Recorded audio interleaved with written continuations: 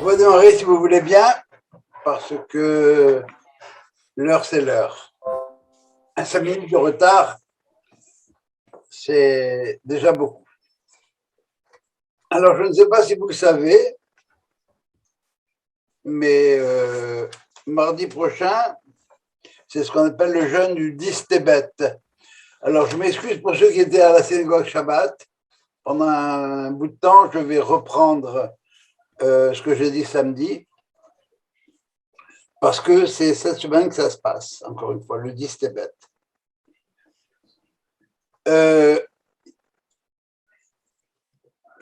Les dates du 8, 9 et 10 Tébet sont des dates qui sont connues. Le 8 et le 9, c'est ce qu'on appelle le Ta'aniot HaTzadikim, les jeunes des tzadikim, des sages, des hommes pieux, des hommes justes. Le 8 Tébet était remis à Ptolémée de Philadelphie, Ptolémée II, la traduction de ce qu'on appelle la Bible des Septante. J'en parlerai plus longuement dans quelques instants. Le 9, c'était la mort de Ezra et de Néhémie. Ce sont les deux prophètes qui ont présidé au retour des Béné Israël de Babel, avant la construction du deuxième temple. Quand tu parles de Ezra, c'est Ezra Sofer? Oui, on l'appelle Ezra Sofer, tu sais pourquoi? C'est parce que c'est à lui qu'on doit l'écriture carrée, celle qu'on retrouve dans les Sifrei Torah et dans les livres en fin de compte. Et le 10, qui marque le début du siège de Jérusalem par Nabuchodonosor, siège qui durera 3 ans, pour aboutir à la première brèche, le 17 Tammuz, ce qu'on appelle le petit Tisha B'Av, et la destruction le 9 Av. Et de nos jours, les rabbins ont ramassé dans ce jeûne du 10 Tébet, alors le 8 et le 9, bon, on les a quelque peu oubliés, c'est réservé aux hommes très très très pieux, ceux qui vivent au jour le jour ce qu'ils vivent. Et on a décidé de faire ce jour-là, aujourd'hui, ce qu'on appelle le Kaddish Aklali, le Kaddish global.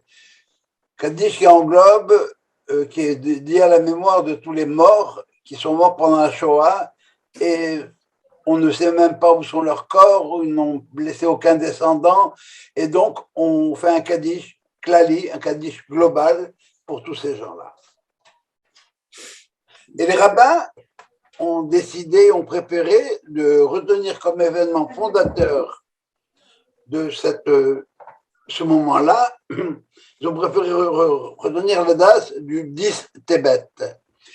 Le 10 Tébet pour marquer en particulier le jour où on a remis à Ptolémée II la traduction des Septante.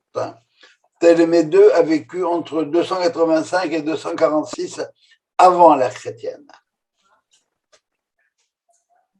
Et ça a initié, si vous voulez, la confrontation entre les rabbins, le monde rabbinique et le pouvoir politique, quel qu'il soit. Qu'est-ce que c'est que la Bible des Septante? Ptolémée II, qu'on appelle Ptolémée Philadelphe, était un amoureux des arts et de la culture. Alors, il a convoqué 72 rabbins qu'il a mis chacun dans une île différente, peut-être dans une chambre différente, en lui demandant de traduire la Torah. Mais si c'était simplement pour diffuser la Torah, un seul rabbin aurait suffi. Ou à la limite, une réunion, un comité formé de plusieurs rabbins. Mais non. Il il espérait qu'en ayant 72 rabbins, il aurait 72 traductions différentes. 72 traducteurs, c'est la source de 72 erreurs. Et si à ce moment-là, quand on traduit la Torah, eh bien, ma foi, on peut traduire plus ou moins comme on veut, dépendant la personnalité et l'humeur des rabbins en question, eh bien, Ça veut dire que la Torah n'a pas d'essence particulière. Il ne s'est rien passé de tout ça. Les 72 rabbins ont donné une traduction de la Torah de manière identique. Ça pourrait être égal c'est un copier-coller, égal par superposition, c'est j'ose dire, cette traduction-là. Alors, ce qu'ils voulaient, les rabbins surtout, c'est éviter qu'on puisse interpréter leur traduction comme on pouvait interpréter les livres de Platon, de Socrate ou n'importe lesquels, la Torah, bon, c'est un super livre de sagesse, et il a sa place dans la bibliothèque, dans la grande bibliothèque d'Alexandrie, qui, cela étant dit, est absolument magnifique, il faut la voir. Et la Torah, c'est une sagesse comme une autre. Mais comme je dis toujours, la Torah, c'est pas une sagesse, en tout cas, c'est pas une sagesse qui procède d'un homme, c'est la parole de quelqu'un à quelqu'un.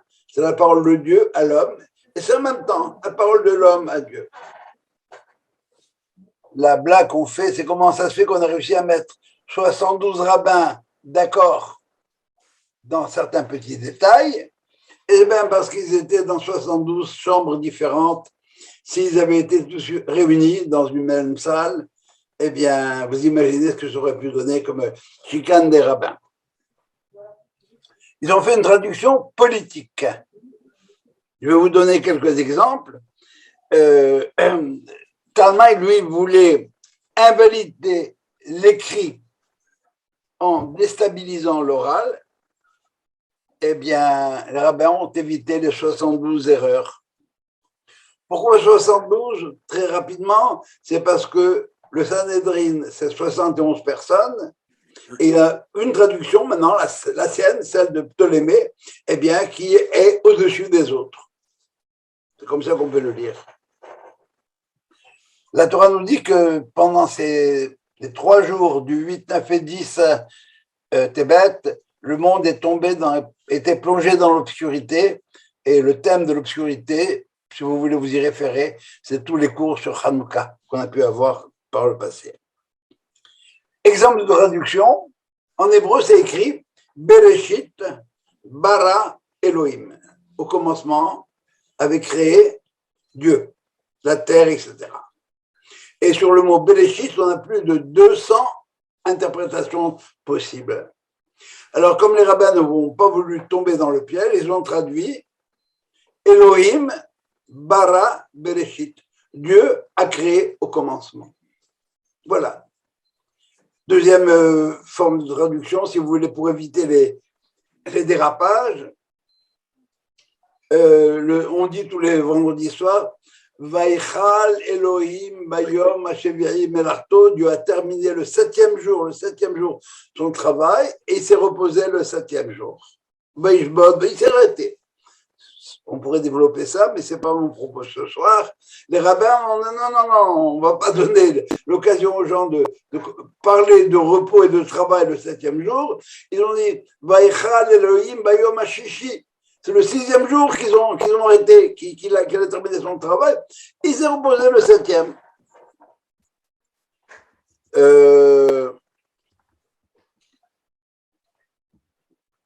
Et oui, dans l'Exode, on voit quelque part que Moshav ben Israël, Ashel Yashvu ben Misraïm, Arba Meotchana, Shoshim Shana Varba Meotchana, le séjour des enfants d'Israël en Égypte était de 430 ans. Il faudrait expliquer pourquoi le 430 ans, c'est toujours pas mon propos. Mais ils ont traduit, non. Le séjour des béné Israël en Égypte et dans les autres pays était de 430 ans, donc ça laissait la porte ouverte, ça formait la porte à la discussion sur les 430 ans qui correspondent à une histoire qui est vue du point de vue de la Torah, qui commence avec Abraham, etc., etc., etc. Alors voilà, la Bible des Septante, c'était, si vous voulez, la première brèche dans les relations entre les rabbins et le monde grec. Pour Ptolémée, ça ne faisait pas de problème parce que cette sagesse, ce livre de sagesse qui est la Torah, eh bien, il avait sa place dans la bibliothèque d'Alexandrie, aux côtés des écrits de Platon, Aristote, Thalès, Pythagore et tout ce que vous voudrez. Mais c'est pas la Torah, c'est pas, encore une fois, c'est pas une sagesse, c'est une pensée. C'est une parole. La parole, c'est la parole qui initie, qui invite à un dialogue. Alors, ce que j'ai dit Shabbat à la synagogue, je vais le reprendre maintenant. Et ça, c'est personnel, vous en ferez ce que vous voudrez.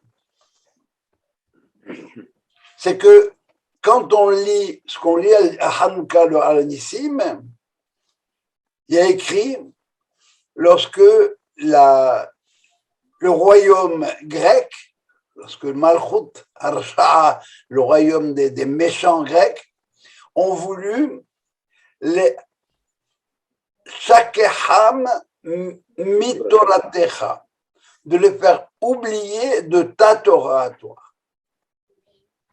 Ça veut dire quoi, les faire oublier de ta Torah? Ben, ça veut dire que, bon, Israël, vous avez une très belle histoire jusqu'à présent. Les dieux de l'Olympe et aussi la mythologie grecque est pleine de belles histoires. Mais c'est fini la mythologie grecque. Maintenant, on est passé à l'ère de la philosophie. Alors, arrêtez, vous, les Bnei Israël, de me dire, de venir nous raconter, de raconter au monde que le salut passe par vous. Les faire oublier de ta Torah, oublier que Israël a un rôle de qu'on appelle royaume de prêtres, c'est-à-dire pour l'humanité, et une nation sainte. Mamlechet Kohanim Vegoy Kadosh. Pas du tout. Vous les Juifs, vous êtes comme les autres. Vous avez eu votre histoire. Votre histoire, elle est finie, elle est terminée. Bye bye, cette histoire des Juifs. Et ce qu'ils avaient demandé au Bnei Israël, c'est ce qui est connu, qu'il fallait écrire sur la corne du taureau que vous n'avez plus rien à voir avec le Dieu d'Israël. Pourquoi sur la corne du taureau? Bien parce que probablement qu'à un moment donné, vous avez eu un rapport avec votre Dieu, celui que vous appelez votre Dieu, Jéhovah, Elohim, ce que vous voudrez, mais vous avez fait la faute du veau d'or. Vous l'avez trahi alors que vous a jeté, vous a abandonné. Alors, restez à votre place. Ça va, vous avez une belle histoire. Alors maintenant, vous allez poursuivre avec nous les Grecs l'histoire du monde. C'est ça, les Shakeham mitolatecha, de le faire oublier de ta Torah. La Torah, c'est un très beau livre de sagesse. Maintenant, le rôle de leader, le rôle de prêtre de l'humanité, eh bien, c'est plus vous. Comme plus tard, les chrétiens diront que Israël, que l'Église, c'est le Vérus Israël. Alors, ce qui est intéressant de voir, c'est que les Ashkenazim ne lisent pas la même chose. Ils disent de leur faire oublier ta Torah, Shakeham Toratecha. D'un côté, on a, si vous voulez, cette ouverture vers l'humanité, vers le monde, vers ce qu'on appelle Tikkun Olam. Et de l'autre côté, on a quelque chose, on veut pas oublier la Torah. Si vous voulez, mon hypothèse, c'est que ça part de la situation que tant les séfarades que les ashkénazes ont vécu dans leur histoire. Nous, séfarades, et ce que je dis là est très, très, très schématique. Bien sûr qu'on a eu des épisodes épouvantables chez nous, les séfarades, mais rien comparé à la Shoah.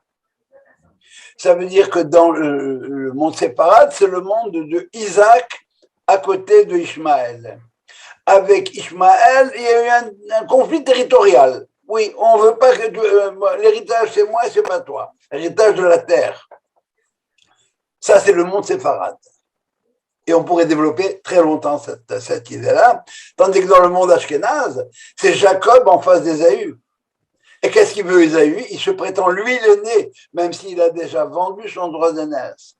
Et qu'est-ce qu'il veut Ésaü? Il veut tuer Jacob, alors que Ishmaël n'a jamais voulu tuer Isaac. Ça veut dire que le monde séparé, on a vécu un judaïsme relativement décontracté, sans la pression extérieure pour nous faire, pour nous assimiler ou pour nous faire disparaître. On a pu le vivre, et encore au Maroc aujourd'hui, ils sont en train de le revivre chaque jour un peu plus. Tandis que dans le monde ashkénaze, il fallait rester accroché à la Torah si tu voulais avoir une chance de survie. C'est une première chose qu'on voit. On revoit la même chose à Pessah. Il y a écrit dans la Haggadah qu'on lit tous les ans, Bechol dor vador hayav adam, en toute génération on doit se voir, et la Gemara nous dit lirot et atzmo, de se voir lui comme s'il était sorti d'Égypte. La version séfarade, c'est pas celle-là. On a changé la Gemara. On a dit les harot, de montrer au monde. Je veux montrer au monde combien je me sens libre grâce à la Torah. Combien je me sens sorti d'Égypte moi-même. Je suis complètement dégagé de toutes ces choses-là. Si vous voulez, d'un côté, c'est le repli sur soi, comme tel, et de l'autre côté, c'est l'ouverture au monde. Et mon dernier exemple, c'est la manière qu'on a de mettre les tefilines. Comment est-ce qu'on met les tefilines? Eh bien, on les met de l'intérieur vers l'extérieur, comme ça. Ça sort. Et le monde ashkénaze, c'est comme ça. Ça rentre à l'intérieur. Alors, voilà, si vous voulez, ce qu'on va représenter pour nous le Distébet, entre autres, par la première, le siège de Jérusalem, ça représente pour nous, si vous voulez, notre rapport au monde. C'est clair qu'aujourd'hui les choses ont évolué. C'est clair qu'avec les avancées de l'Église et la place d'Israël dans l'échiquier politique, c'est plus la même chose qu'avant. Mais il n'en demeure pas moins que les sources, les bases, eh bien, c'est là que ça se passe.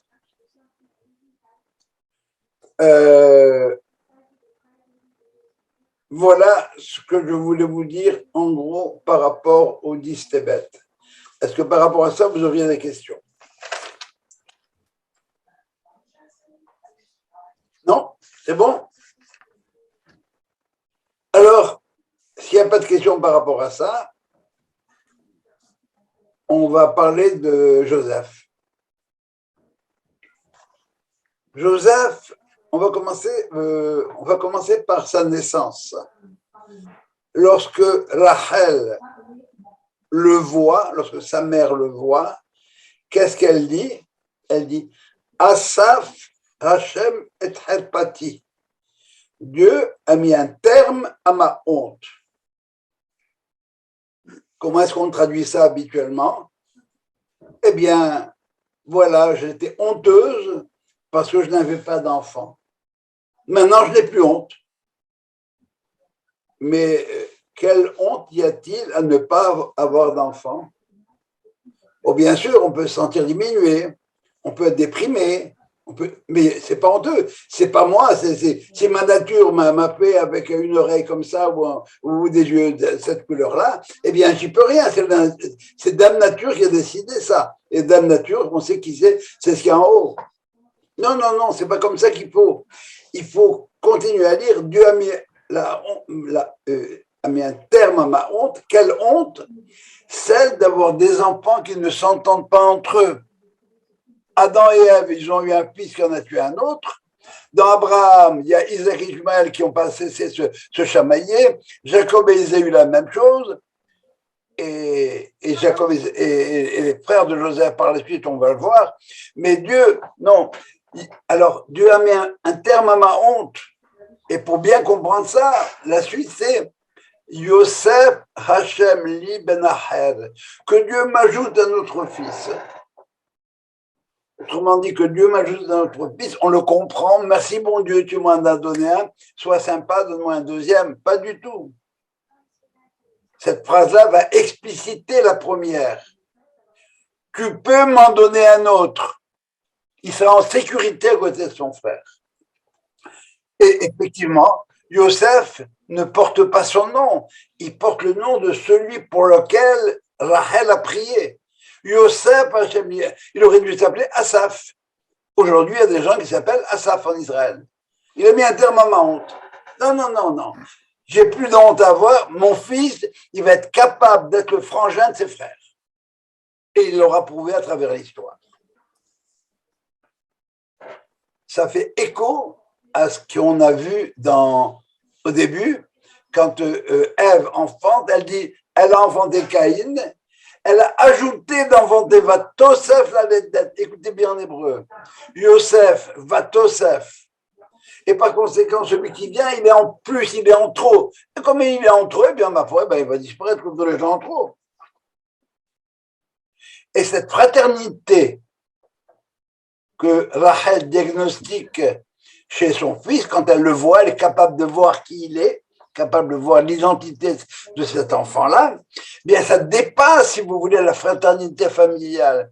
Ça déborde la fraternité familiale, c'est une fraternité à l'échelle planétaire, à l'échelle de tous les hommes, à l'échelle de la communauté humaine. Quand dans mon slogan, je parle, moi, en communauté de ma communauté à la une, je parle bien sûr de la communauté séfarade, mais j'ai inclus en même temps la communauté ashkénaze, et j'ai inclus la communauté québécoise, et j'ai inclus la communauté juive à travers le monde, etc., etc., etc. Eh bien, Yosef, c'est ça. Frères du monde entier, unissons-nous. C'est comme ça qu'il se voit. Son père lui donne une tunique bigarrée, tunique de toutes les couleurs. Mais pour moi, cette tunique de toutes les couleurs, c'est le drapeau de l'ONU. Toutes les couleurs y sont. Toutes les couleurs peuvent arriver en même temps. Et à ce moment-là, cette personnalité de Joseph explose et se révèle, si vous voulez en même temps, dans ses rêves. C'est quoi son premier rêve? Il rêve qu'il est dans les champs avec des gerbes et qu'il gerbe des gerbes, comme dirait Edmond Flegg, et les gerbes se prosternent devant lui, devant sa vision des choses, par opposition à celle de ses frères dont on parlera tout à l'heure. Ça veut dire qu'il rêve à un ordre économique.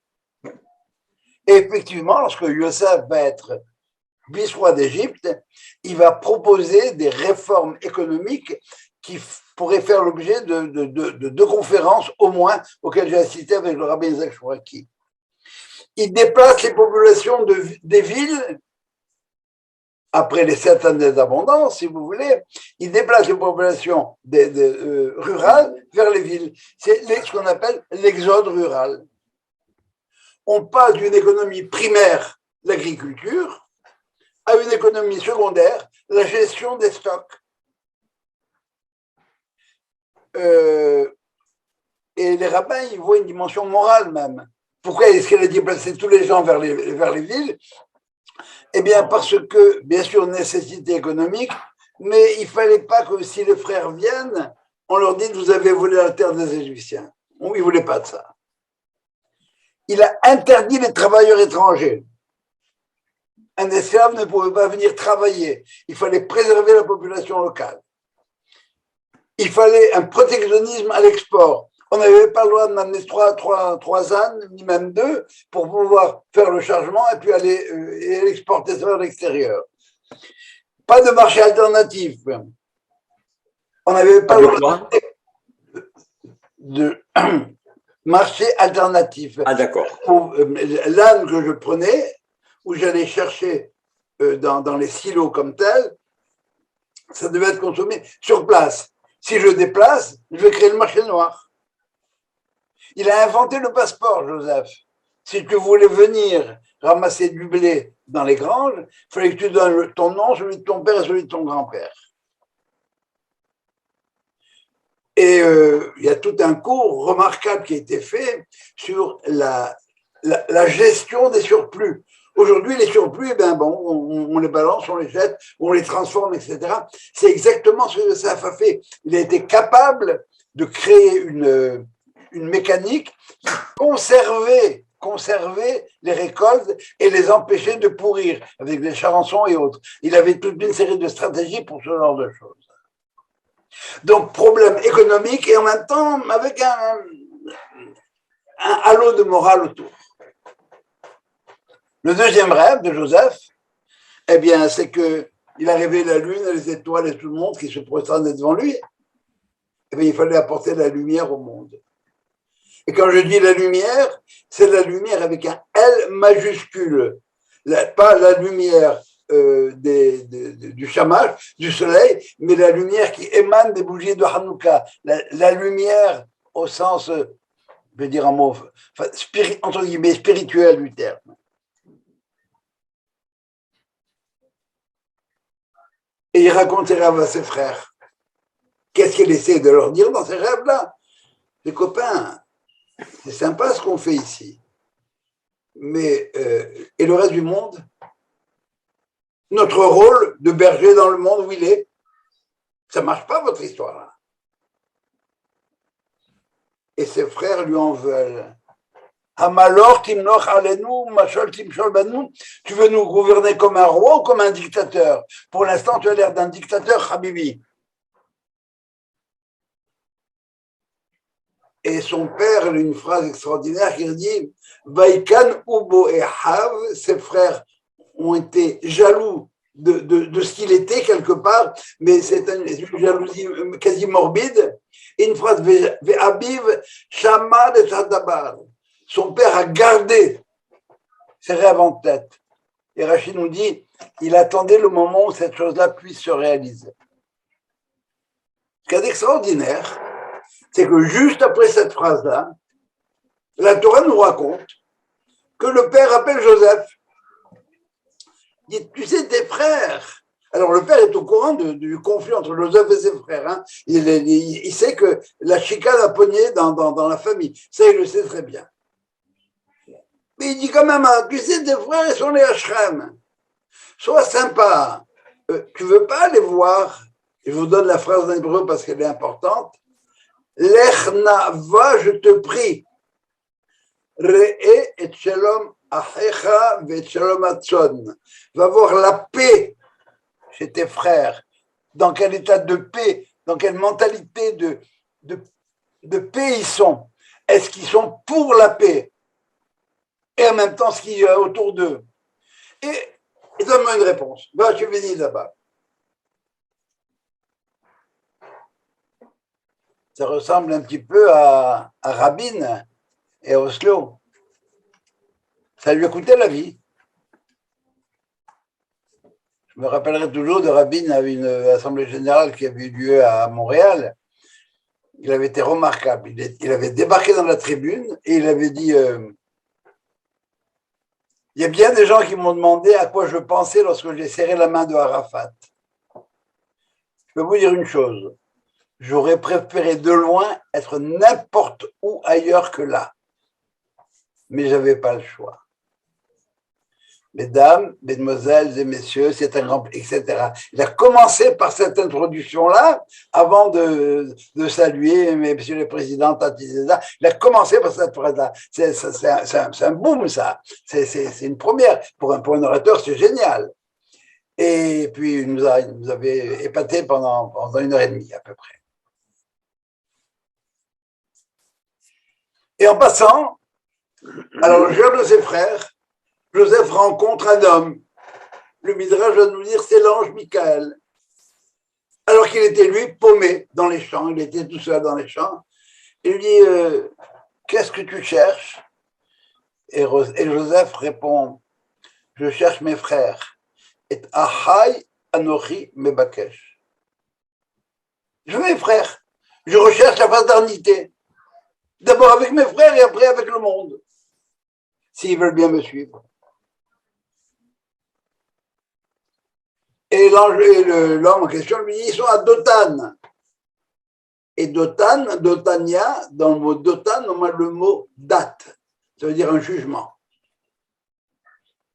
Le jugement de Dieu. Ils sont allés là-bas.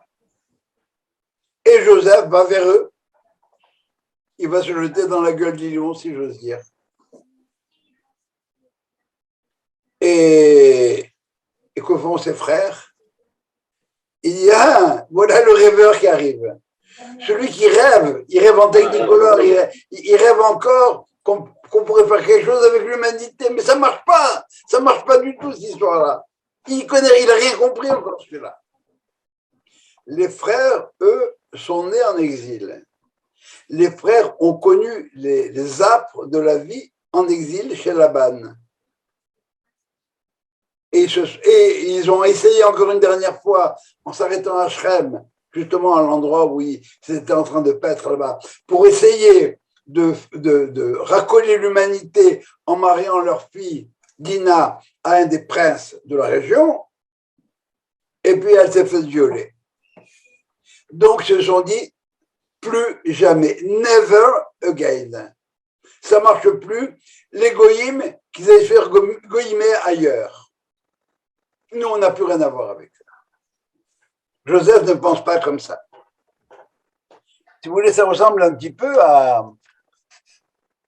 aux laïcs et aux religieux au moment de la création de l'État d'Israël.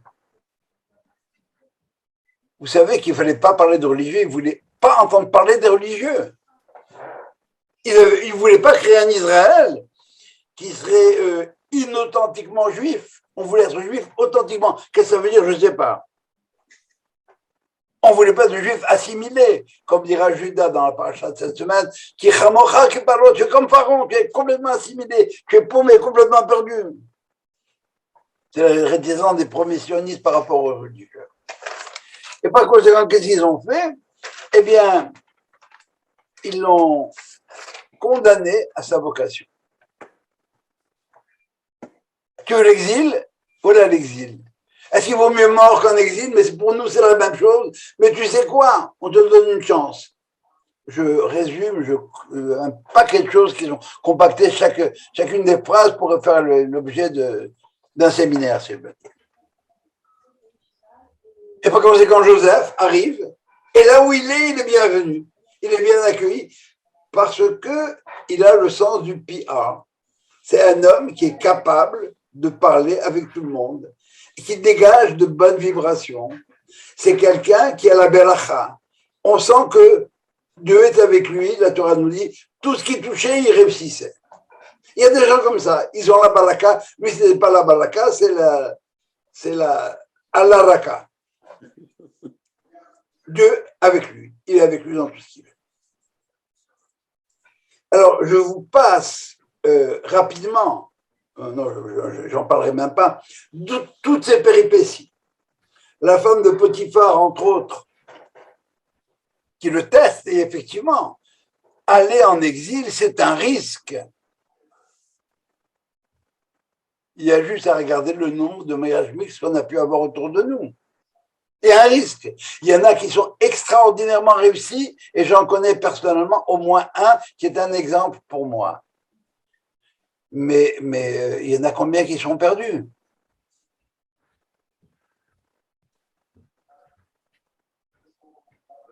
Et à ce moment-là, lorsque Joseph est en poste et que ses frères viennent, alors là, il faut savoir que c'est un faux dialogue, parce qu'il y a des caravanes qui passent, qui vont de l'Égypte vers Canaan.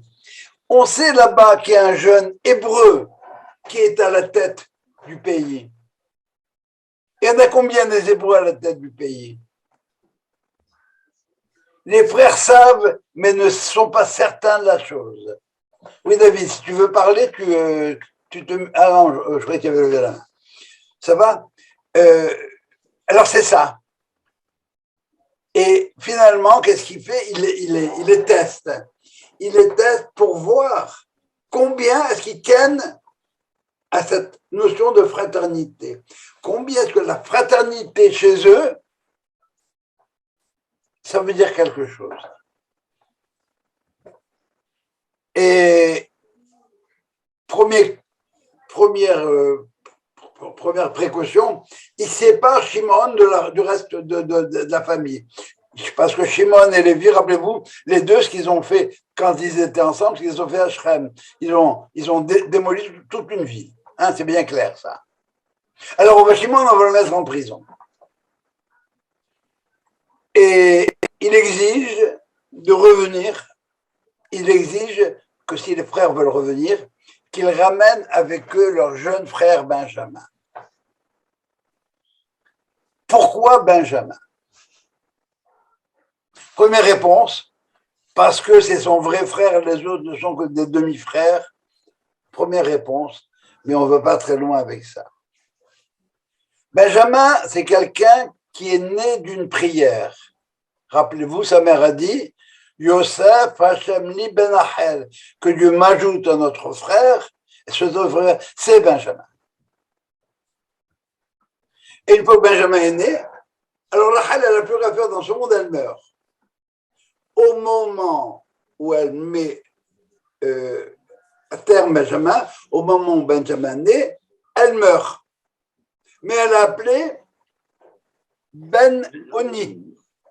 Ben Oni, les chrétiens utilisent beaucoup ça comme Ben Oni, c'est comme René. Ben Oni, René, Renatus, hein, pour parler des gens qui reviennent.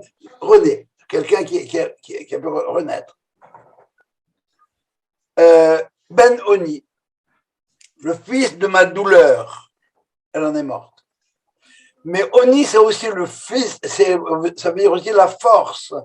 Lorsque Jacob bénit Réhouben, Kohi, ma puissance, Vereshit Oni. Ma force est le début de ma puissance. Donc déjà dans Benjamin, qui ressort comme étant celui qui est à la fois, si vous voulez, force et puissance, et malheur, et douleur. Rachid va nous dire, non, son père n'a pas aimé Ben Oni, ça porte le shkoumoun. On ne va pas avoir un gosse qui porte le nom de fils de ma détresse, de mon malheur, pas du tout. Non. Je vais l'appeler Benjamin. Et Rachid va nous dire, Benjamin, ça veut dire beaucoup de choses. Benjamin, ça veut dire quelqu'un qui est né à Benjamim, à la fin de mes jours. C'est le Benjamin, celui qui est né à la fin des jours de Jacob. Benjamin, c'est une caractéristique très particulière. C'est le seul des frères qui a été conçu en dehors d'Israël et qui est né à la frontière d'Israël. Il est à la fois une source de douleur et de force. Et il n'apparaît qu'à la fin des jours, à la fin des temps d'exil. C'est qui Benjamin de notre temps? Ce sont les fondateurs de l'État d'Israël. Ils ont été conçus dans la diaspora, dans Israël. C'était la source de douleur parce que il y en a beaucoup qui sont tombés et pour lesquels on dit Kaddish Klali. Mais c'est en même temps la force d'Israël.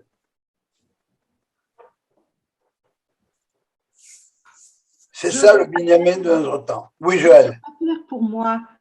Pourquoi Benjamin est source de douleur? La force, j'ai compris, mais pas douleur. Parce qu'elle en est morte. Ah, ok. Mais comme elle dit, elle, Ben Oni, c'est la source de ma douleur parce qu'elle va mourir. Mais en même temps, cette mort, en même temps, avec Benjamin, c'est en même temps une force. C'est la jeunesse d'Israël, si vous voulez. Le conflit Judas et Joseph, ce sont les deux têtes du conflit, si vous voulez. Eh bien, c'est le conflit entre Israël et la diaspora. Et Benjamin, c'est quoi? Il est né à la frontière. C'est le point de jonction entre les deux. Et si Benjamin est du côté de Joseph, alors l'histoire passe par Joseph. Si Benjamin est du côté de Judas, l'histoire passe par Judas. Si Benjamin est du côté de l'exil, ça se passe en exil. Sinon, ça passe en Israël. Première référence, eh bien, qu'est-ce qui se passe dans le parachiote? Joseph ne dévoile son plan à ses frères, comme on va le voir dans la paracha de cette semaine, que lorsque Benjamin est là. Avant, il leur jamais parlé de quoi que ce soit. Ton plan, c'est quoi? Le monde a besoin de bergers. Vous allez être les bergers du monde. Et si on vous demande qu'est-ce que vous faites dans la vie, dites que vous êtes des pasteurs. Vous êtes venus ici parce que, bon, il n'y avait pas à manger de berger de l'autre côté. N'allez surtout pas dire aux Égyptiens que vous êtes venus les éduquer, leur apporter la lumière. L'Égypte a horreur des bergers. Ils ont leur caste, ils ont leur kohanim, ils ont leur prêtre, leur façon de voir. C'est la leur. Vous n'allez pas dire, vous, maintenant, que vous êtes venus vous apporter la lumière au monde. Ça ne marche pas du tout, ça. Et l'histoire, pendant un certain temps, ça a duré 190 ans, en fin de compte, eh bien, elle est passée avec Joseph en Égypte et tout ce qu'elle a pu mettre en place. Sa récolte, les récoltes qu'il avait faites, ont perduré jusqu'à sa mort. Essayez-vous de contenir pendant quelques centaines d'années, une centaine d'années, les grains et les mettre à l'abri des charançons. C'est toute une science qui était là-dedans, que Joseph a mis sur pied. La deuxième référence, si vous voulez, c'est dans le schisme. Il y a eu un schisme à l'époque du roi, après la mort de Salomon. Il y avait les tribus du Nord, sous la direction de Éphraïm, premier fils de Joseph, et les tribus du Sud, avec Judas, Benjamin, sur lequel le temple était construit, sur le territoire de Benjamin. Les tribus du Nord ont été perdues. Elles ont été déportées en Assyrie. On ne sait plus où elles sont. C'est ce qu'on appelle aujourd'hui les Nidachim. On ne sait pas qui elles sont. Il y en a qui reviennent. On nous dit que certaines tribus reviennent. Mais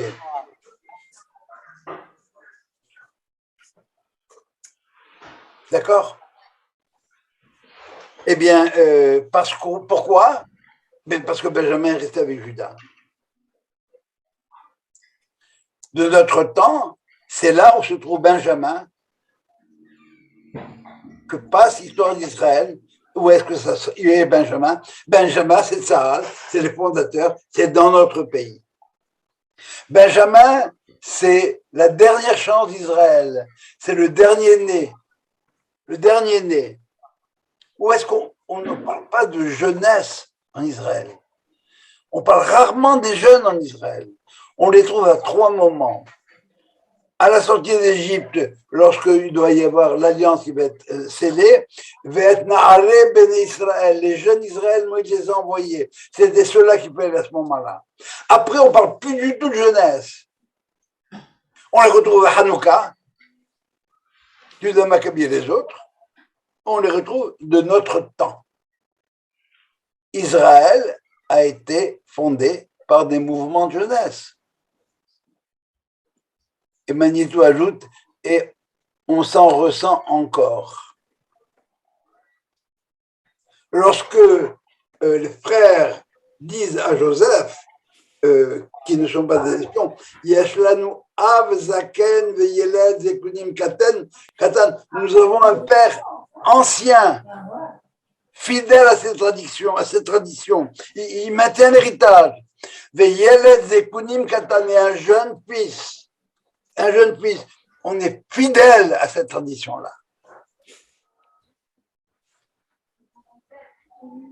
Nous avons été des Juifs, nous dit Manitou, du passé et de l'avenir et de n'importe quel présent. Imaginez l'école de Rachi en plein Moyen-Âge. Ça devait faire un peu de boulot quand même.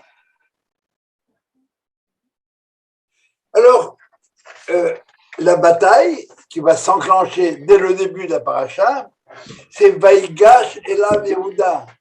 Lorsque Joseph, après le stratagème pour garder Benjamin, mais son stratagème, c'est pas pour garder Benjamin, l'histoire de la coupe, le gobelet en question. C'est pour voir jusqu'où les frères sont capables d'aller pour sauver leurs frères. Vaïgash et la Yehuda. Yehuda s'approche de lui et lui dit, Biadoni, s'il te plaît, je vais te parler à l'oreille et t'énerve pas contre moi parce que je suis comme Pharaon. Ah bon? Tu vas me parler à l'oreille? Et en quelle langue? Parce que jusqu'à présent, L'interprète. On avait les interprètes. Cette remarque seulement montre que Les gens savent de qui on parle, ils savent qui parle à qui, exactement. Mais on ne comprend pas du tout. On ne comprend pas du tout. Lorsque les frères sont ramenés devant Joseph et que Benjamin est confondu, je vais vous dire ce qui a été écrit.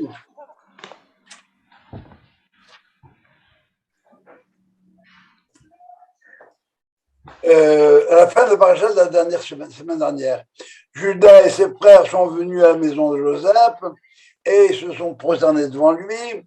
Et il leur a dit, Joseph, qu'est-ce que vous avez fait? C'est pas ce qu'on fait. Vous savez pas que moi, je suis capable de deviner, j'ai une capacité de divination.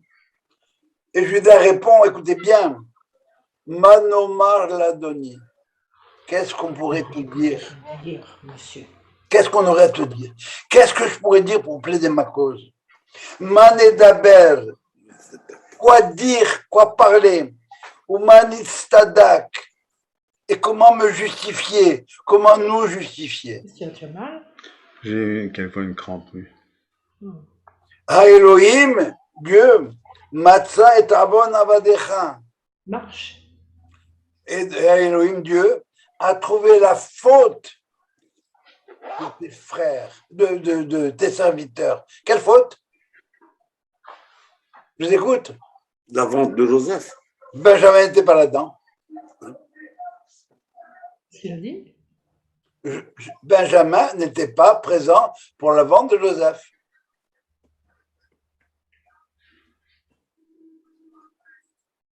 Inen Avadim Ladoni. Nous sommes maintenant tes esclaves. Gam anachnu, même nous. Gam Asher Nimsa Gabiya Beyado, même celui chez qui on a trouvé la coupe. De quelle faute on parle? Eh bien, il y a deux lectures possibles. La première, c'est le manque de fraternité. Il n'y avait pas de fraternité, sans enquête. Et la deuxième, c'est qu'ils savaient chacun ce qu'ils faisaient, mais ils ont pris leur rôle trop au sérieux. C'est comme si on avait une pièce de théâtre. Pendant la pièce de théâtre, il y en a un qui fait semblant de tuer son rival, et que vraiment le gars il prend un couteau, il le tue. Mais non, on joue la scène et à la fin, on se met tous ensemble et on se prosterne devant le rideau. Devant le public, pardon. Réponse de Joseph. Halilali, Dieu préserve.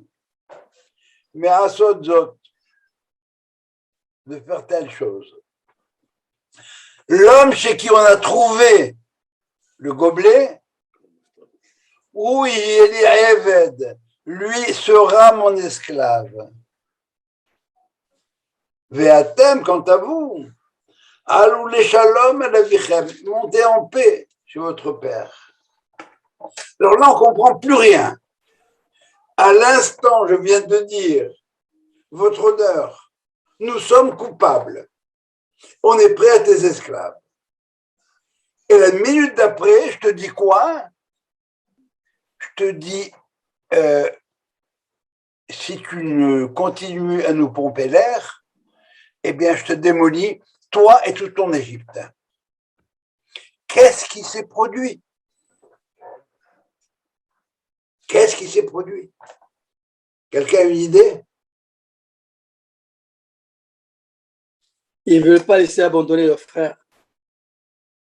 Leurs frères, pour eux, c'est tout. Ils sont prêts à te tuer, ils sont prêts à tout faire, mais pour protéger Benjamin. Mais non. Juste avant, ils ont dit quelque chose. On va être tes esclaves, et nous et notre frère. Et soudain, virevolte. Hop. Si tu continues, on te tue. Qui a dit que tu continues à te tuer?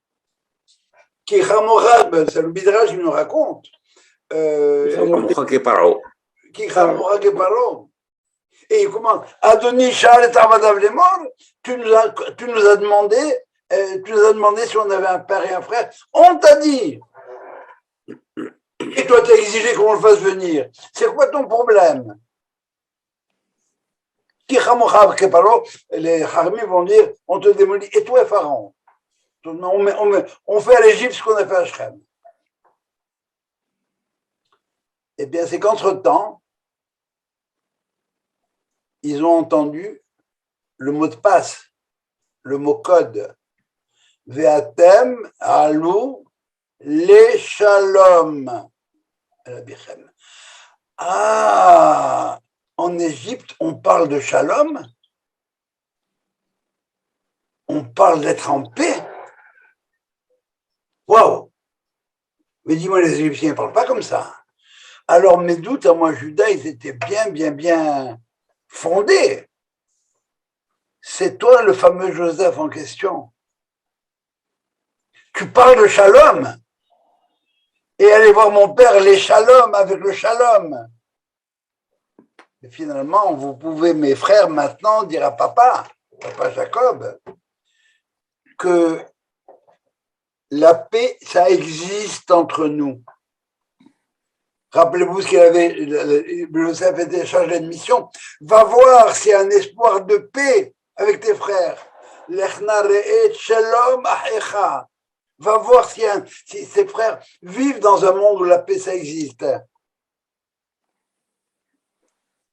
Va hachiveni là-bas. Et lui dis-le-moi. Et ça fait maintenant plus de 20 ans que les choses ont passé. Et Joseph, vice-roi d'Égypte, il n'envoie pas un texto à son père. Il lâche pas un fil, un fax, une lettre, une caravane. Ben non, parce que j'ai pas de réponse à ta question. Si j'avais une réponse à ta question, je donne une réponse négative. Je suis chargé de mission, je suis chargé d'aller voir la paix chez mes frères. Est-ce que mes frères sont dans une atmosphère, dans un esprit de paix, oui ou non? Jusqu'à présent, c'est non. Mais je viens d'avoir maintenant, Joseph, la preuve que oui, ils sont prêts à laisser leur vie pour leurs frères. Par conséquent, je peux te répondre, papa, oui, la fraternité, ça peut exister. Oui, avec mes frères, il y a fraternité. Et s'il y a fraternité avec mes frères, alors la fraternité, c'est pas quelque chose d'impossible comme on l'aurait pensé après la mort de Abel par Caïn. Ça peut se développer, cette notion de paix, cette notion de fraternité, ça peut se développer. Allez, on descend tous en Égypte et on va éduquer l'Égypte. Voilà ce qui explique le passage de la fin de la paracha de la semaine dernière à la paracha de cette semaine. Ils ont entendu le mot de passe, ils ont entendu le mot code, et Joseph peut finalement répondre à son père. Jusqu'à présent, il n'avait pas de réponse. Si tu es un espion chargé de mission et que tu n'as pas rempli ta mission, que la mission est négative, eh ben, t'es mieux de pas retourner au quartier général. Il y a des risques. Mais ça n'explique pas pourquoi il n'a pas pris contact avec son père pendant 22 ans. Je viens de le dire et je vais répéter, c'est parce que son père lui a dit Lechna re'e et shalom achecha ve shalom atzon. Va voir l'état de paix chez tes frères. Va hashiveni dabar. Et donne-moi une réponse. Et pourquoi il a attendu 22 ans pour la lui donner? Parce qu'il n'y avait pas de paix encore. Il ne pouvait pas dire ça. Son père lui dit, va voir s'il y a moyen de réaliser une fraternité avec tes frères. La réponse est non. Il ne veut pas faire de réponse à son père.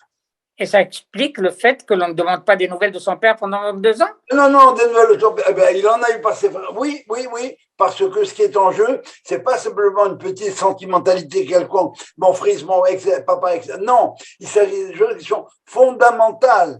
Il s'agit d'avoir la paix dans le monde. Est-ce que le genre humain est capable d'atteindre un niveau de paix? Parce que si déjà dans la famille de Jacob, on n'arrive pas à avoir la paix entre les frères, c'est foutu. Maintenant, est-ce que Yosef avait des nouvelles de ses frères, de son père? Très probablement, parce que les caravanes vont et viennent, et peut-être que ses espions ont pu le lui dire. C'est pas que Joseph n'ait pas pris de nouvelles de son père, il devait savoir qu'il était bien. Le problème, c'est pourquoi il n'a pas lui donné des nouvelles à son père. Et du point de vue de Jacob, j'ai pas de réponse. Ve'abiv shamal dabar. Son père attendait que cette chose-là se réalise. Attendait quoi? Que les épis soient liés par les frères de Joseph et que la lune et le soleil, qu'on apporte la lumière au monde comme tel. Voilà, si vous voulez, comme on dit, une nutshell, cette histoire-là, parce qu'autrement, on ne comprend plus rien. Ça a l'air des contes et légendes d'Israël, avec une chicane familiale, les frères qui n'aiment pas les frères, etc., tout ce que vous voudrez. Très bien. Mais ce qu'il y a derrière, c'est exactement ça. La question est de savoir maintenant, c'est qui c'est qui a raison? Qui c'est qui avait raison? C'était Joseph ou Judas? Mais certainement Joseph. Eh bien, certainement Joseph, tu as raison, mais à ce moment-là, ça dépend dans quel temps on est. Est-ce qu'on est dans le temps de Joseph?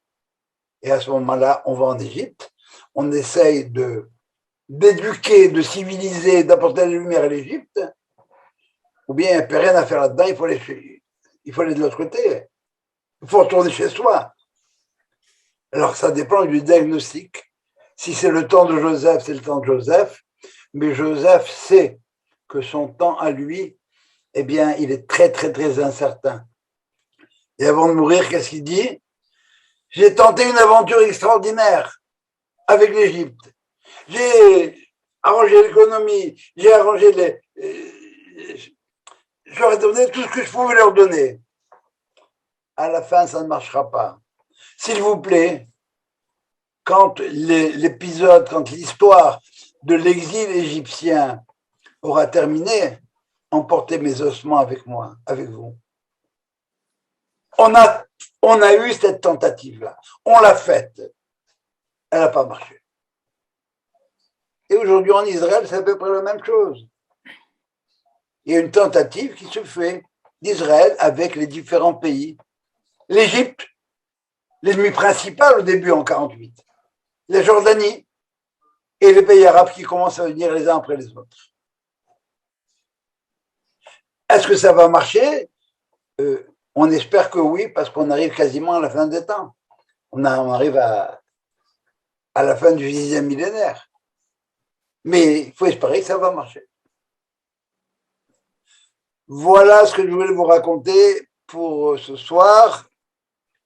Alors, si vous avez des questions, il faut, autrement, je vous dis réellement, si vous lisez l'histoire de Joseph en français essentiellement, c'est contes et légendes avec, bon, c'est très mignon. Et je suis certain que Walt Disney pourrait faire plein de films là-dessus. Mais les Chachamim, ils ont une lecture complètement différente et tellement proche de ce qu'on peut sentir, ressentir, percevoir, anticiper. Et quand on étudie comme ça et qu'on regarde ce que le texte de la Torah dit et comment les Chachamim l'interprètent, eh bien, je crois que ça devient limpide. C'était une tentative. Alors, dès qu'on a terminé avec Joseph, l'histoire des frères, réconciliation, hop, on va maintenant rester en Égypte et essayer d'éduquer l'Égypte.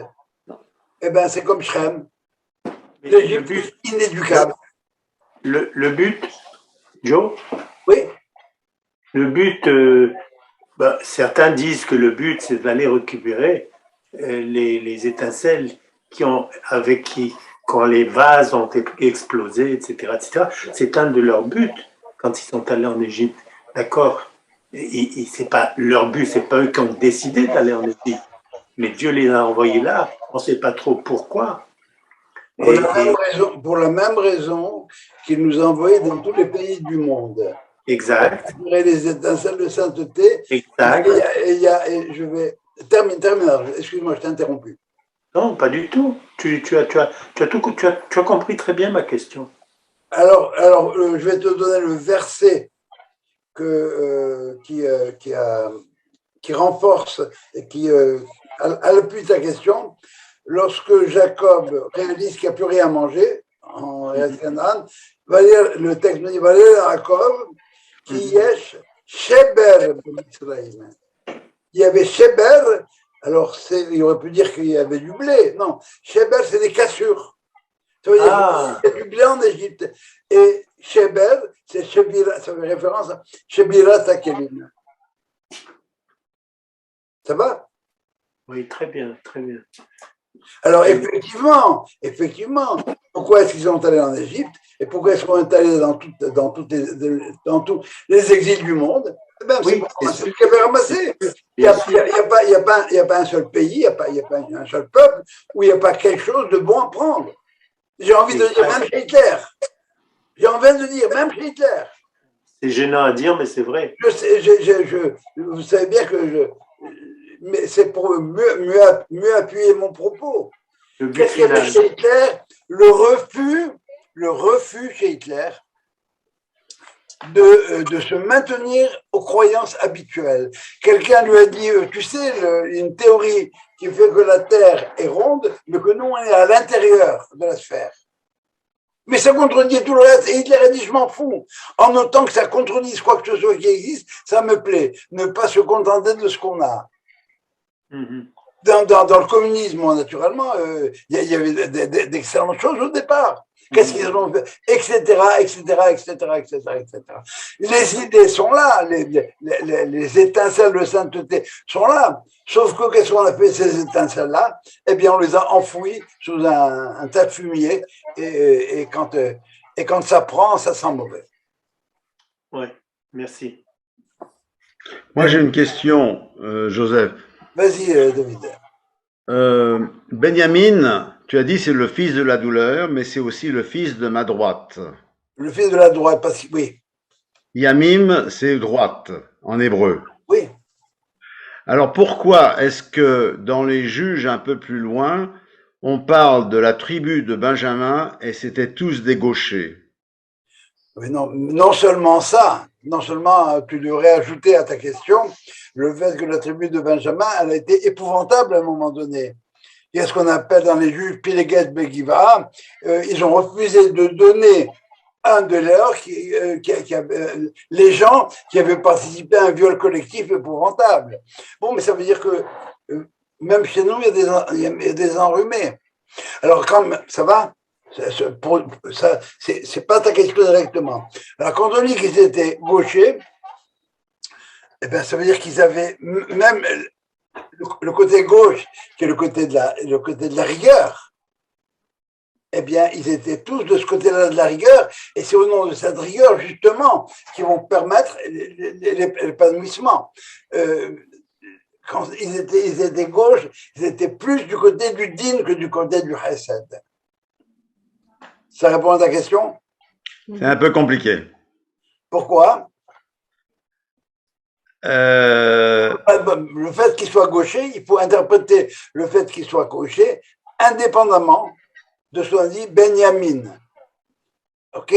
C'est indépendant. Alors maintenant, qu'est-ce qu'on veut dire? Ça n'a rien à voir l'un par rapport à l'autre. En tout cas, je ne vois pas le lien direct. Maintenant qu'il soit gaucher, encore une fois, c'est des gens qui maniaient le sabre, c'est-à-dire la rigueur, la guerre, tout ce que tu veux, même de la main gauche. Alors que tu te sers beaucoup mieux de ta main droite que de ta main gauche, comme moi. Enfin, si tu es droitier. Donc, ils avaient dans la main gauche autant sinon plus de force que dans la main droite. Okay. Et ça, c'est la rigueur. Ça va mieux? Okay. Alain, tu avais une question? Oui, je vais demander. À un moment donné, tu as dit que Judas a dit qu'il fallait détruire l'Égypte. Tu te rappelles? Il fallait refaire l'Égypte. Non. Alors voilà, on va le lire dans la paracha cette semaine. Oui. Quand Judas veut parler à l'oreille de Joseph, il lui dit, tu es comme Pharaon. Qui cramera que Pharaon. Les commentateurs viennent et expliquent comme ça. C'est vrai, tu es comme Pharaon et tu es pire que Pharaon. Tu promets, tu ne livres pas. C'est ça, je veux jeter un œil sur lui, que tu m'as dit, tu veux le prendre et le garder chez toi. Première lecture, et qui Hamora que parole, les Hachamim parlent du mot de Vaïgash. Vaïgash, ça veut dire il s'approcha de lui. Et si je m'approche de toi quelque part, c'est peut-être pour t'embrasser, c'est peut-être pour te demander quelque chose, c'est peut-être pour te dire j'ai envie de, comme dirait Harry Habitant, de mettre ma main sur la... Tu comprends? J'ai envie de... Alors, Vaïgash, ça peut être pour la paix, ça peut être pour la prière, ça peut être pour la guerre. Et par conséquent, on est prêts, nous les frères maintenant, à mettre notre vie en péril pour avoir Benjamin. La notion de fraternité, c'est pas un vain mot chez nous. On est prêt à mettre l'Égypte à peu à son... Toi et ton pharaon, on vous démolit. Mais tout ça, ça vient du mot Vaïgash. Ça part, c'est tout l'esprit qu'il y a derrière. Vaïgash et là, Yehuda. Ok. Je vais vous dire comment est-ce que j'ai entendu ça, ça fait plus de 60 ans. Un rabbin au Maroc qui disait en arabe, Vaïgash et là, Yehuda. Je vous traduis en français. Judas s'est approché de lui. Il va rentrer dedans. Vaïomet lui a dit, Bi, Adoni, c'est grâce à moi si tu as, on t'appelle Adoni maintenant. Parce que c'est moi qui voulais te récupérer du puits, etc. Je voudrais, Adoni, je vais te dire quelques mots à l'oreille. Alors, en arabe, traduit en français. Laisse-moi te dire 2 mots maintenant. Et t'énerve pas, parce que toi et Pharaon, vous êtes la même engeance, des bandits, des salopards. Adonisha, est-ce que toi, tu nous as demandé, est-ce que vous avez un frère et un père? Ben non, mère, c'est nous, on te l'a dit. Alors vous voyez comment est-ce que au Maroc, les rabbins qui parlaient arabe, etc., bon, ils ont senti toute l'agressivité qu'il y avait dans ce Vaïgash de la Yehuda. Et ils l'ont traduit en arabe. Moi, je te le dis. Ça va? Autre question? Très bien. Alors bon, vous voyez qu'on peut plus relire l'histoire de Joseph comme conte des légendes d'Israël. C'est bien clair ça. Hein, il y a des choses qui sont des choses vachement importantes qui sont mises en jeu ici. Voilà. Ok. Merci beaucoup. Si vous n'avez pas de questions, si c'est clair, bonne soirée. Shabbat Shalom. Et pour mardi prochain, bon jeûne.